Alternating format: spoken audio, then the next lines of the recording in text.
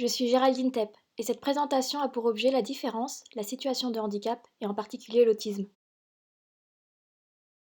Une personne très grande va devoir se baisser pour entrer dans le métro, voire rester courbée pendant tout son trajet si elle n'a pas de place assise dans le métro, qui a été conçu et construit pour des gens de taille moyenne, dans la norme. La personne est en situation de handicap dans les transports. Dans la rue, elle n'a pas de gêne. Autre exemple, quelqu'un en fauteuil roulant. L'installation d'une rampe d'accès peut contribuer à contourner la situation de handicap. La personne avec handicap moteur aura accès à son lieu de travail, là où il lui était auparavant impossible d'y accéder par les marches d'escalier. Ainsi, on voit bien l'imbrication de deux éléments, l'état de la personne lié à un environnement, d'où la notion de situation de handicap, et où des aménagements pourront venir compenser la situation de handicap.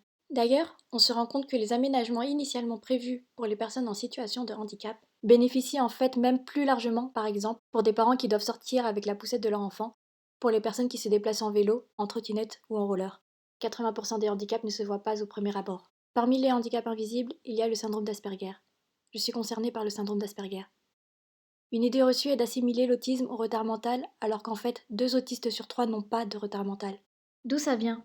Ça touche à des particularités au niveau du cerveau qui se développent différemment d'un cerveau dit typique. C'est présent dès la naissance et même avant dès sa formation dans le ventre, et ça reste à vie. L'autisme concernerait une personne sur 100, soit environ 700 000 personnes en France, et toucherait un peu plus les garçons que les filles. Ça, c'est une description un peu quantitative de l'autisme, de ce qu'on peut en voir de l'extérieur. Mais en quoi les personnes avec autisme sont différentes? Quelles sont leurs particularités? Leur manière de communiquer et d'envisager les interactions sociales est particulière. Notamment, on retrouve souvent une tendance vers une compréhension très premier degré. La communication conventionnelle typique est très souvent faite d'implicites, de non-dits, de sous-entendus, ce qui demande aux personnes avec autisme un effort de traduction. Comme dans cet exemple, chacun va savoir qu'il pleut très fort, mais la personne autiste va d'abord passer par une étape supplémentaire qui est de se figurer littéralement l'expression avant d'en déduire la signification. La personne autiste peut réagir de manière décalée ou de manière inappropriée et ne pas comprendre certains codes sociaux, comme par exemple répondre en toute franchise à une personne qui pose une question.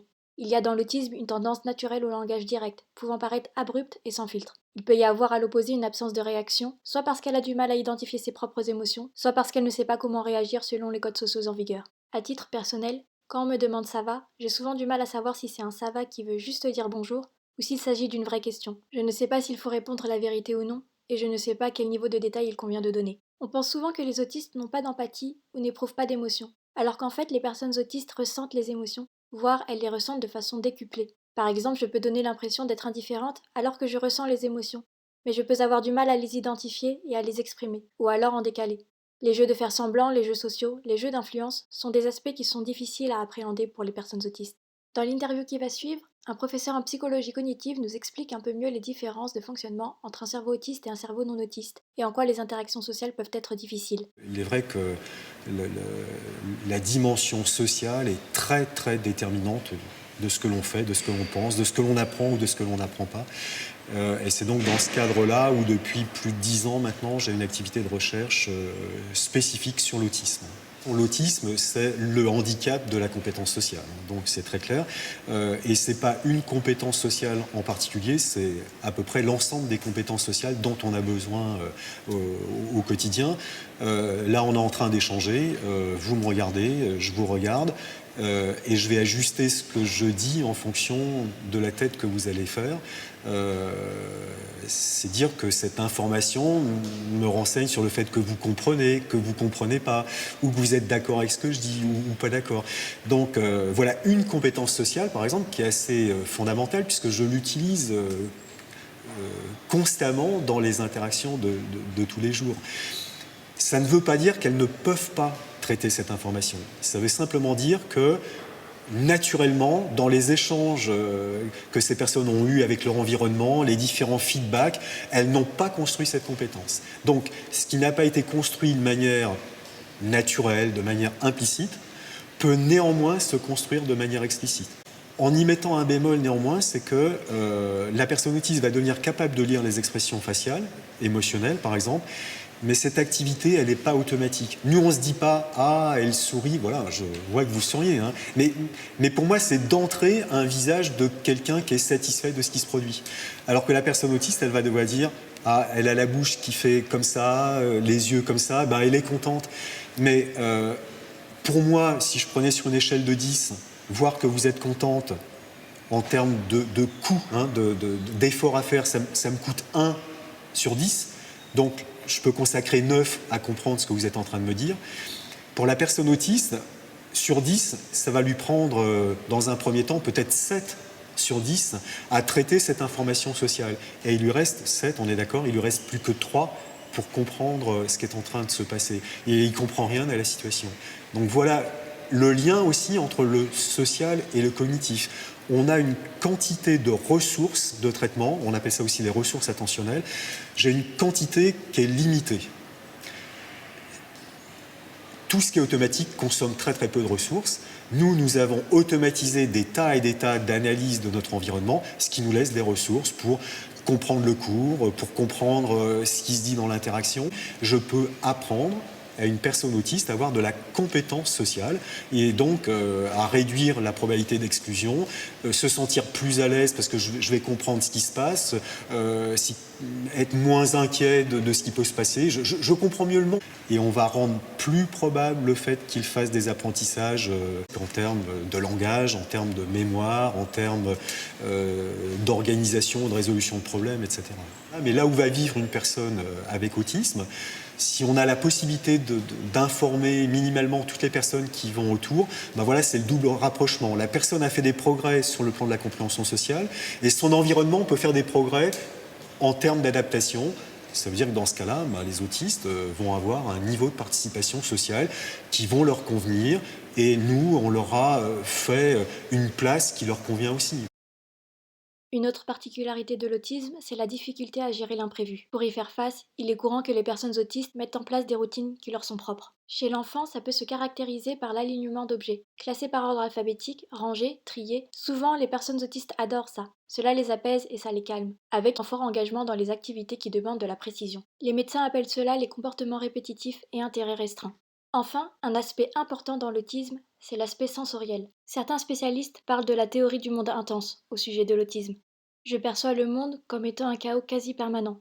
La superposition des bruits, des sons. Par exemple, le son de la voix de quelqu'un qui me parle me parvient au même niveau que le son de la climatisation ou de la ventilo de l'ordinateur en marche, le son des touches du clavier. Je ne hiérarchise pas les informations. Là où pour une personne non autiste, elle va aussi entendre tous ces sons, mais son cerveau va naturellement et automatiquement faire abstraction des sons parasites et focaliser sur le son qui lui importe. À cela s'ajoutent tous les autres sens. C'est pour cela qu'une personne autiste peut avoir tendance par exemple à éviter les repas en groupe, du fait notamment du bruit, des conversations croisées, de l'affluence, etc. Face à cela, voyons ce qui peut contribuer à aider une personne autiste. Être explicite dans sa communication, éviter les sous-entendus, les non-dits. Il est vrai que parfois je ne perçois pas qu'on vient de dire une blague, car je comprends souvent les choses au premier degré de façon littérale, mais j'aime quand même les blagues et j'ai le sens de l'humour. Privilégier les instructions claires et précises. Prévenir des changements lorsque cela est possible. Permettre des temps d'isolation. Ne pas en vouloir à la personne si elle ne participe pas aux conversations de surface, aux échanges de banalités ou échanges informels. Et en fin de compte, comme dans beaucoup de domaines finalement, rester ouvert et à l'écoute de l'autre. Tout cela peut faire peur. C'est un réflexe de survie qu'on a tous, moi compris. Face à la différence, on a tendance à se méfier. On s'enfuit ou on rejette ce qu'on ne connaît pas. Quand j'ai appris que les autres ne fonctionnaient pas tout à fait comme moi, ça m'a permis de mieux comprendre des comportements que je ne comprenais pas avant. En vous ayant expliqué un peu de ma différence, j'espère que vous en aurez appris un peu plus sur l'autisme et que les autres auront aussi un peu moins peur de moi. Pour finir, il y a 2 vidéos que je voulais vous partager. D'abord une vidéo un peu ludique, qu'on peut même montrer à des enfants, puis une vidéo concrète pour le monde du travail.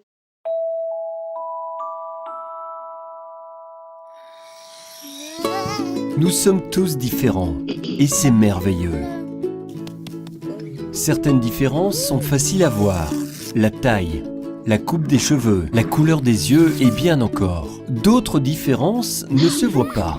Nos plats préférés, nos peurs ou compétences particulières. Curieusement, la façon dont nous voyons le monde est également différente. Par exemple, que vois-tu dans ce dessin ?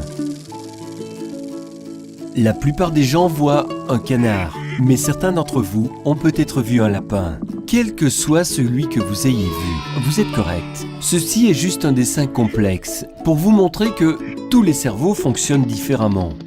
Le cerveau est l'ordinateur de votre corps et il fonctionne différemment pour nous tous et contrôle comment tu apprends les choses. C'est pour cela que nous sommes tous doués pour différentes choses.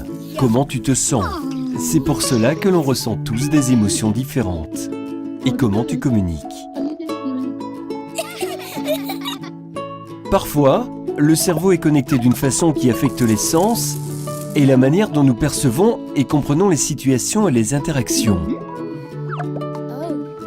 On appelle cela l'autisme. Plusieurs personnes ont une forme d'autisme, donc il est fort probable que tu connaisses déjà une personne qui est autiste. Et pour cette raison, il est bon d'en savoir un peu plus sur l'autisme. La connexion particulière à l'intérieur d'un cerveau autistique fait que parfois, cette personne peut être très douée à des tâches qui peuvent nous sembler difficiles, comme les mathématiques, le dessin ou la musique. Elle peut aussi causer l'effet inverse, et des activités qui nous semblent si faciles peuvent être incroyablement difficiles pour eux, comme se faire des amis. Les sens transmettent en permanence des informations à ton cerveau, sur ton environnement et les personnes qui t'entourent. Cependant, quand le cerveau d'une personne et ses sens ne communiquent pas bien, le cerveau peut se sentir submergé et confus, affectant ainsi la manière dont il ou elle perçoit le monde.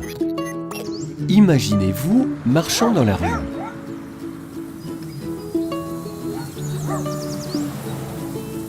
Ceci est la façon dont un cerveau autistique peut percevoir cette marche.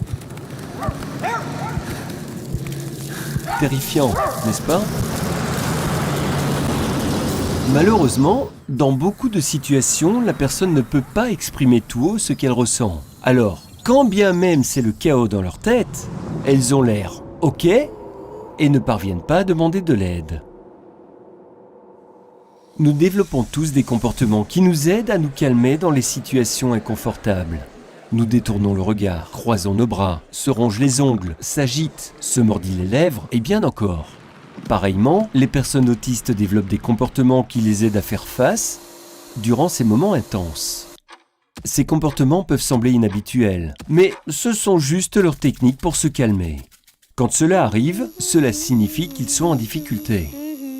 La bonne chose à faire, c'est de ne pas rendre les choses encore plus difficiles pour eux, en s'énervant, en les ignorant, ou encore vous moquer d'eux. Souvenez-vous, juste parce qu'une PlayStation ne peut pas lire vos jeux d'Xbox, cela ne veut pas dire qu'elle est cassée. Les personnes autistes ont besoin d'amis, qui sont prêts à prendre le temps de les connaître. Avec une bonne communication et beaucoup de patience, tout le monde se sentirait mieux. Les personnes autistes ne sont pas malades ou cassées. Elles ont simplement une vision unique du monde. Et avec un petit peu de soutien de la part de leurs amis, ils pourront peut-être partager cette vision avec nous. L'autisme peut créer des choses merveilleuses.